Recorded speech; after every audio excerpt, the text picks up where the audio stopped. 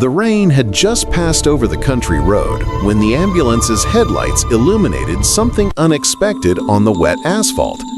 A small golden retriever puppy stood right in the middle of the road, reared up on its hind legs as if pleading for help. Its front paws were pressed together in a supplicating position, its soaked body trembling under the gray light of the cloudy sky. Paramedic James instinctively slammed on the brakes, causing the tires to skid on the damp asphalt. The red and blue emergency lights reflected off the puddles around the puppy, creating a surreal spectacle. The little dog didn't move, just maintained that desperate posture, its eyes fixed on the ambulance's windshield. It was as if it knew exactly what it was doing, as if it had chosen that specific vehicle to stop in. James's partner, Sarah, murmured incredulously beside him as she watched the scene through the fogged glass. Neither of them could have imagined that this seemingly random encounter was about to reveal a story that would challenge everything they thought they knew about loyalty, gratitude, and the invisible bond that connects hearts across time and distance. If you enjoy these kinds of stories, go ahead and leave your like and subscribe to the channel to help me bring more stories like this one. Turn on the notification bell and comment at the end what you thought about it. James turned off the ambulance engine, the sudden silence filled only by the sound of raindrops falling from the surrounding trees. The puppy remained in the same position, its little paws trembling from the effort of staying upright. Sarah gripped James's arm tightly. "Don't get out of the vehicle. It could be dangerous," she warned. But something in the puppy's expression disarmed any sense of threat. The animal's eyes shone with an urgency that James immediately recognized. It was the same urgency he saw on people's faces when they pleaded for help in emergencies. This was not the typical behavior of a lost or frightened puppy. James opened the door slowly, the cool, damp air flooding the cabin. The smell of wet earth and soaked vegetation was intense. As soon as his feet touched the asphalt, the puppy crouched back down on all fours and began barking frantically, running a few meters toward the woods before stopping and looking back. The pattern repeated 3 times, as if the puppy were testing whether James would understand the message. "He wants me to follow him," James murmured, more to himself than to Sarah. She protested over the radio, but James had already grabbed his emergency medical bag. The puppy waited anxiously at the edge of the road, where the asphalt met the tall, wet grass. Its ears were perked up, its tail wagged nervously, and its eyes didn't leave James for a single second. When the paramedic finally started walking toward it, the little dog let out a sharp bark of approval and turned, darting toward the line of trees that marked the beginning of the dense forest. James hesitated for only an instant before following him, his boots sinking into the mud as he left the safety of the road behind. Sarah shouted something into the radio strapped to her belt, but he was already too focused on the small golden figure disappearing among the trees. The forest swallowed the daylight quickly. Low branches scratched James's uniform as he followed the puppy through the dense vegetation. The sound of his footsteps in the mud and wet leaves echoed among the trees, mingling with the urgent barks of the puppy running a few meters ahead. Occasionally, the animal would stop and look back, his decision. The forest grew denser with each step, and the road was no longer visible behind him. The radio on his belt crackled statically, the signal too weak to maintain contact with Sarah. But the puppy didn't slow down. Its barking grew ever sharper and more frantic, as if time were running out. James quickened his pace, his medical bag banging against his back. It was then that he noticed something different in the terrain ahead. Deep, recent tire tracks in the mud, leading from a secondary trail he hadn't noticed before. The puppy stopped abruptly on a small rise and began barking incessantly, its small voice echoing through the silent forest. James climbed up to where the puppy was, and his heart nearly stopped. Just below, in a small ravine hidden by the vegetation, lay an overturned silver sedan, its wheels still spinning slowly in the air. Shattered glass glittered on the surrounding grass like scattered diamonds. The car must have skidded on the muddy track and plunged down the ravine. James immediately grabbed his radio and tried to call for backup, but only static answered. He was alone, and someone needed urgent help down there. James carefully descended the ravine, his feet slipping in the mud as he gripped exposed branches and roots. The puppy had already climbed down before him, barking beside the overturned car with heartbreaking despair. The closer James got, the more details of the accident became clear. The windshield was completely shattered, the driver's side door crushed against a tree, and a trail of dark oil stained the soaked ground. The smell of fuel mixed with wet earth filled the air. James finally reached the vehicle and bent down to look through the broken side window. His training kicked in instantly when he saw the scene inside the car. An elderly woman hung upside down, strapped in by her seatbelt, her gray hair touching the crumpled roof of the vehicle. Her face was pale, with a bleeding cut on her forehead, and her lips had a slightly bluish tint that James immediately recognized as a sign of poor circulation or hypothermia. She was unconscious, but her breathing was still perceptible, weak and irregular. James quickly checked around for other passengers, but she was alone. The puppy had stopped barking and was now whimpering softly, scratching at the car door as if it wanted to get in and reach her. The connection between the two was obvious. James worked quickly, opening his medical bag and assessing the best way to get her out without causing further injury. He spoke to her repeatedly, trying to get some response, but nothing. Carefully, he managed to open the less damaged rear door and climbed into the overturned car. His trained hands checked her pulse on her neck, weak but present.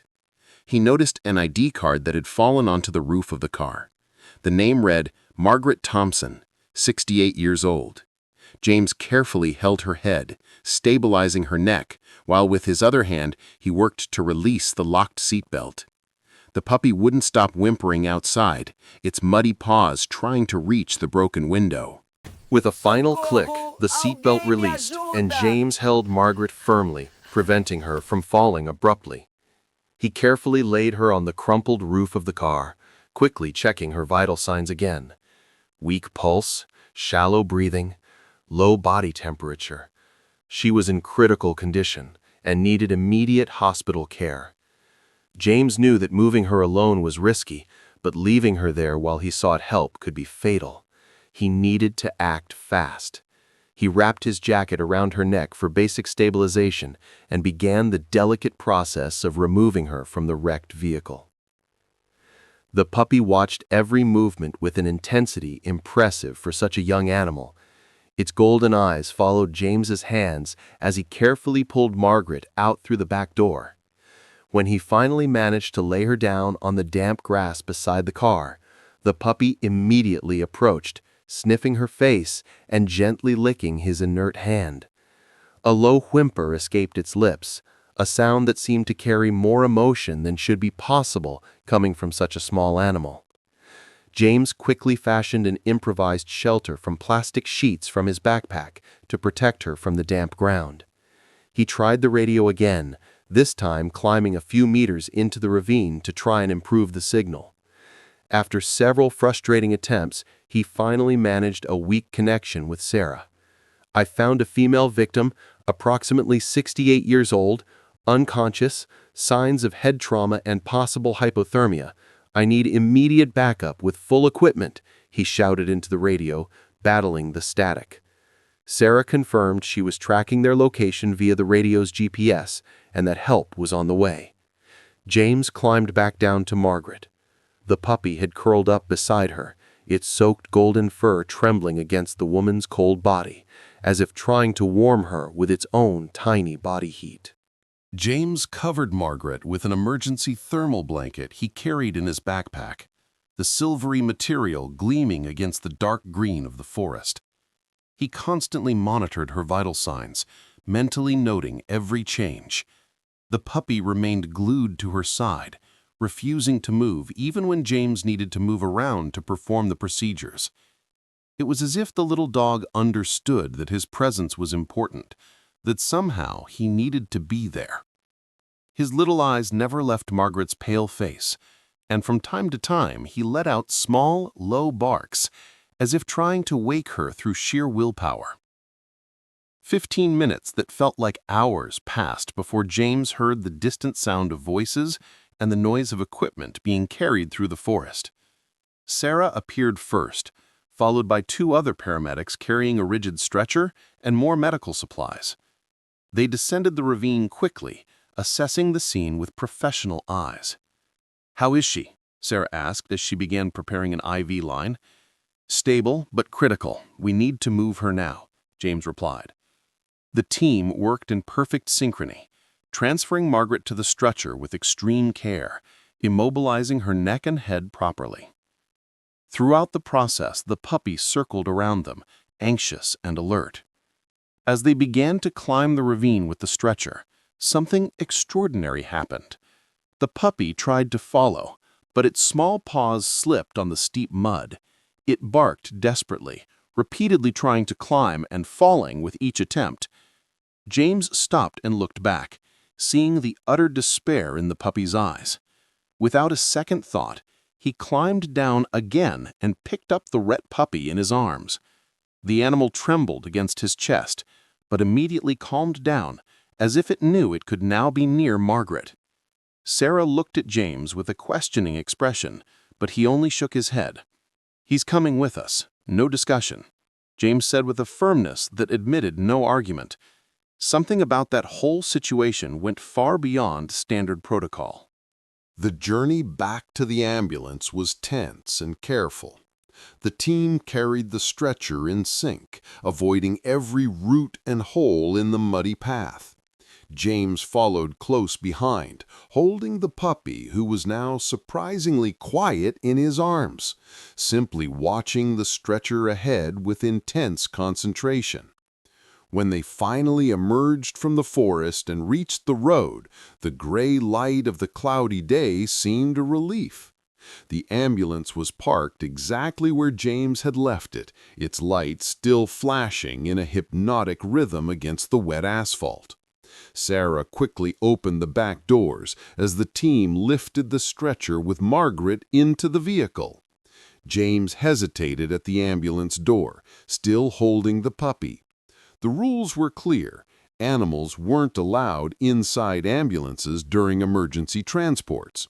But when he tried to put the puppy down, the animal began to whine desperately, its paws scratching the air as it tried to reach the stretcher where Margaret was being connected to the monitors. Sarah, who was inside the vehicle adjusting the IV drip, looked at James and then at the puppy. For a brief moment, their eyes met, and a silent understanding passed between them.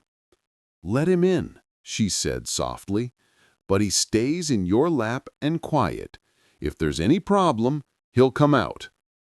James climbed into the ambulance with the puppy in his arms and sat on the small side seat, holding the little dog firmly against his chest. The driver turned on the siren, and the vehicle began to speed down the wet road, the emergency lights reflecting off the puddles left by the recent rain. Inside the ambulance, Sarah worked methodically, checking Margaret's vital signs, adjusting the oxygen flow, noting data on the equipment. The puppy watched everything silently, its eyes fixed on the unconscious woman's face. From time to time, it tilted its head, as if trying to understand why she wouldn't wake up, why she didn't recognize it there beside her. James gently stroked its soaked fur, feeling its tiny heart beating rapidly against his hand. The ambulance arrived at the regional hospital in less than 20 minutes, skidding slightly at the emergency entrance. The doors opened immediately, and a medical team was already waiting outside. Sarah had previously x-rayed all the details of the case. Doctors and nurses surrounded the stretcher as soon as it was removed from the vehicle, asking quick questions as they rushed inside the building. James got out with the puppy still in his arms, watching Margaret disappear through the automatic glass doors leading to the trauma room. The puppy began to struggle in his arms, barking loudly and trying to escape to follow the stretcher. James had to use all his strength to hold him. "Calm down, kid. She's in good hands now," James murmured, but the puppy wouldn't calm down. He kept barking toward the closed doors, his paws scratching at James's uniform in a desperate effort to break free. Sarah approached them, taking off her disposable gloves and wiping the sweat from her brow. "What are we going to do with him?" she asked, watching the agitated animal. "We can't let him into the hospital." James looked at the puppy, then at the doors where Margaret had disappeared. There was something about the situation that bothered him, a connection he couldn't ignore. "I'll stay here with him until we know more about her condition." Hours passed. The sun began to set on the horizon, tinging the cloudy sky with shades of orange and gray.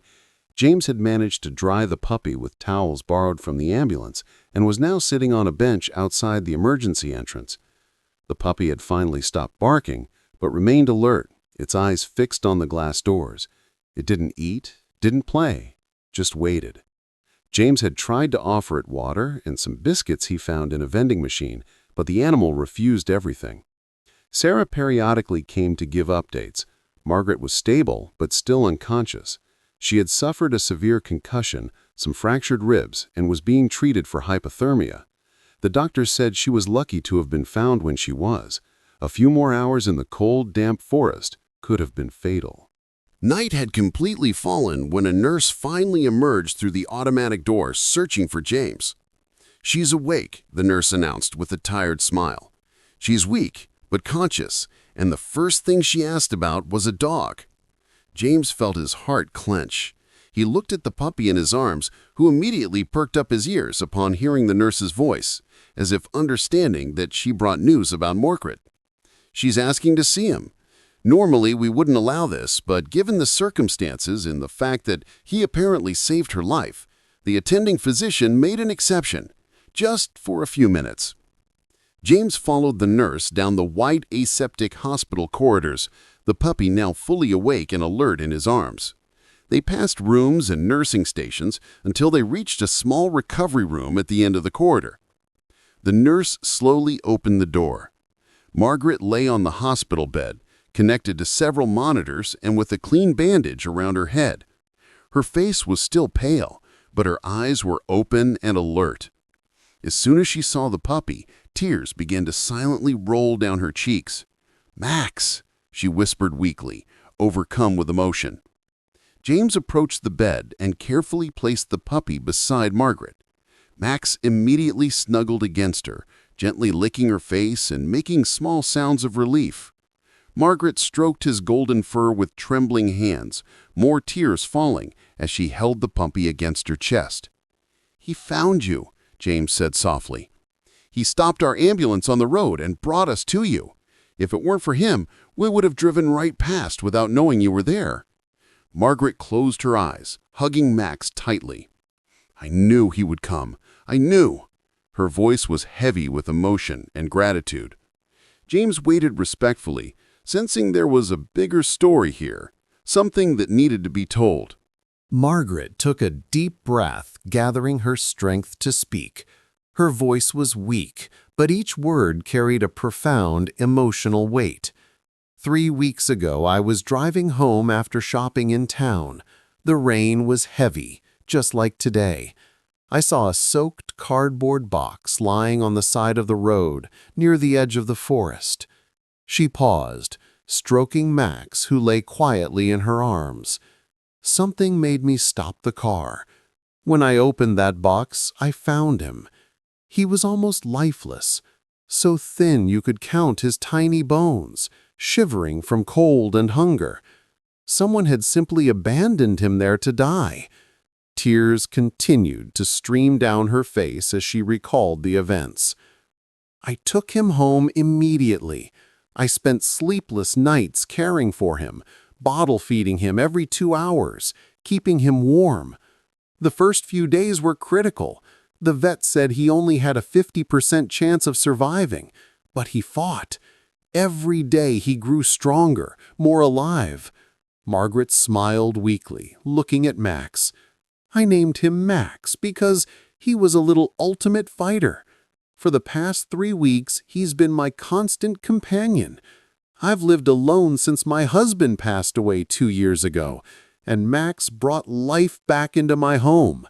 I saved him, but in truth, He saved me first." James listened in silence, beginning to understand the magnitude of what he had witnessed that day. Margaret continued, her voice growing stronger as she spoke. "This morning I left early to get food and supplies for him in town. Max stayed home. I left him with water and food. On the way back, the rain turned terrible. I didn't see the curve on the back road in time. The car skidded and rolled over. I remember hitting my head, and then everything went dark. But before I completely lost consciousness, I had one last thought. Max is waiting for me at home." She hugged the puppy tightly to her chest, her voice breaking. "Somehow, I don't know how, he left home, found me in that forest, and brought help. He traveled miles alone until he found that ambulance. A puppy of only 3 months old found a way to save my life." The nurse at the door discreetly wiped away a tear. James felt a lump in his throat. He had seen many things in his years as a paramedic, but never anything like this. Sarah appeared at the door and signaled that it was time to let Margaret rest. James stood up, but Margaret gripped his wrist with surprising strength. "Thank you for following him. Thank you for believing in him, when it would have been easier to just keep driving." James simply nodded, unable to find the right words. He gently took Max from Margaret's arms, promising to bring him back as soon as she was stronger. The puppy gave her one last lick on the face before being carried out of the room. In the following days, Max and Margaret's story spread throughout the hospital. Doctors and nurses who normally followed strict protocols found excuses to allow brief visits from the puppy. Each time Max entered the room, Margaret visibly improved. Her vital signs stabilized, her smile returned, her will to recover strengthened. A week later, she was discharged. James made sure to be there the day she left the hospital. Margaret walked out slowly, still bandaged but firm, with Max running happily in circles round her. She stopped in front of James and hugged him tightly. "You too gave me a second chance." James looked at Max, who watched them with those intelligent golden eyes, and smiled. "Actually, I think it was Max who gave us all a second chance. He reminded us that loyalty and love don't need words. Sometimes a grateful heart finds its way back to the one who saved it, no matter the distance or obstacles. Max was simply in the right place at the right time because love guided him there.